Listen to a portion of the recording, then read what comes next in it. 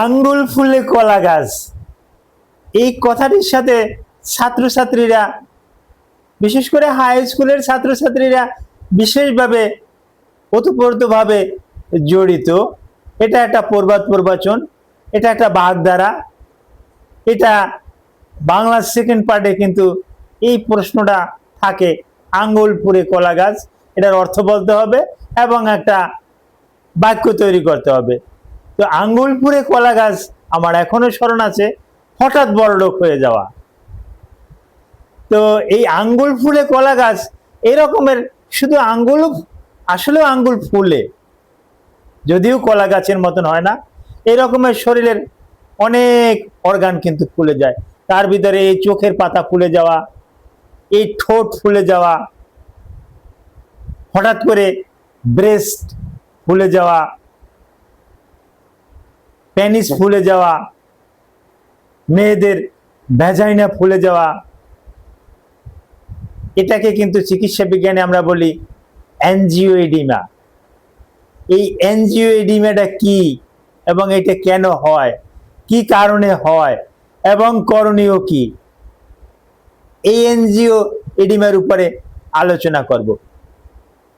আসসালামু আলাইকুম রহমতুল্লাহি ওয়া বারাকাতুহু। আমি ডাক্তার মীর শহীদুল ইসলাম। আমার চেম্বার শুভেচ্ছা 255, ঐতিহ্যবাহী শেখঘাট সিলেট। যে কোনো একটা সার্চ ইঞ্জিনে ডাক্তার মীর শহীদুল ইসলাম কথাটি লিখে সার্চ দিলে আপনি আমার সম্পর্কে যাবতীয় তথ্য পেয়ে যাবেন।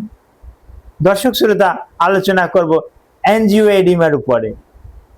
অ্যানজিওএডিমা হঠাৎ করে শরীরের অনেকটা অর্গান ফুলে যাওয়া, ছোটদের হতে পারে, মধ্যম বয়সে হতে পারে, বয়স্কদের হতে পারে। যে সমস্ত জায়গাগুলোতে হয়, এই জায়গাগুলোর নাম আমি আবার উল্লেখ করছি। বিশেষ করে এই চোখের উপরি অংশে, চোখের নিচের অংশে, আমি এখন যেখানে হাত দিচ্ছি এই এখানে ফুলে যাওয়া, এই যে ঠোঁট, ঠোঁট ফুলে যাওয়া, উপরেরটাও ফুলে যেতে পারে, লিপ, নিচের লিপটাও অস্বাভাবিক ফুলে যেতে পারে। এরকমের ব্রেস্ট, পুরুষের ব্রেস্টও ফুলে যেতে পারে, মেয়েদের ব্রেস্টও ফুলে যেতে পারে এবং নিপেলে প্রচন্ড বেদনা থাকবে, নিপেল দিয়ে ডিসচার্জ হতে পারে। অনুরূপ ছেলেদের স্ক্রুটাম এবং পেনিস পুরুষাঙ্গ ফুলে যাবে, মেয়েদেরও এই রকমের ভ্যাজাইনা ফুলে স্বাভাবিক যতটুকু আছে তার থেকে ডাবল বড় হয়ে যাবে। মেয়েরা ভয় পাবে, ছেলেরা ভয় পাবে, আসলে কি কোনো পোকা টোকায় কামড় দিল না কি, এরকমের ফুলে যাওয়ার কারণ কি, কিছুই তো বুঝতে পারতেছি না, কোনো খারাপ জায়গাতেও তো যাই নাই, তাহলে এরা ফুললো কেন, এরকমের অনেকে অনেক কল্পনা করবে। তো এই ফুলার কারণগুলো আমি বলতেছি, এটা অ্যানজিওএডিমা। কারণটা এক রকমের অজ্ঞাত। তো তারপরেও যাদের হিস্টামিন সেক্রেশনটা বেশি হয় তাদের ক্ষেত্রে এটা বেশি বেশি করে হয়। তারপর যারা কিছু ঔষধ খায়, যেমন ঔষধের ভিতরে এসি ইনহিবিটরের অনেক ওষুধ আছে, অর্থাৎ রক্তের চাপ কমানোর জন্য এসি ইনহিবিটর দেওয়া হয়, এসিই, অ্যানজিওটেনসিন কনভার্টিং এনজাইম। এই ওষুধগুলোর ভিতরে অনেক জাতের ওষুধ আছে, বিশেষ করে লিসোনোপ্রিলটা বেশি বেশি বেশি করে চলে, ক্যাপটোপ্রিলটা বেশি বেশি করে চলে। এই ক্যাপটোপ্রিল, লিসোনোপ্রিল এই যারা খায় তাদের ক্ষেত্রে কিন্তু এই বেশি বেশি করে ফুলাটা আমরা লক্ষ্য করি। হ্যাঁ, তারপর আসে আরো কিছু ড্রাগের পার্শ্ব প্রতিক্রিয়া আছে, বিশেষ করে প্যানিসিলিন জাতীয় ড্রাগ, এর ভিতরে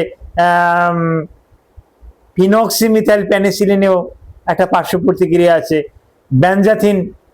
বেনজাথিন পেনিসিলিন, এটা ইনজেক্টেবল আকারে পাওয়া যায়, এরও একটা পার্শ্ব প্রতিক্রিয়া আছে, এর কারণেও অ্যানজিওএডিমা হতে পারে।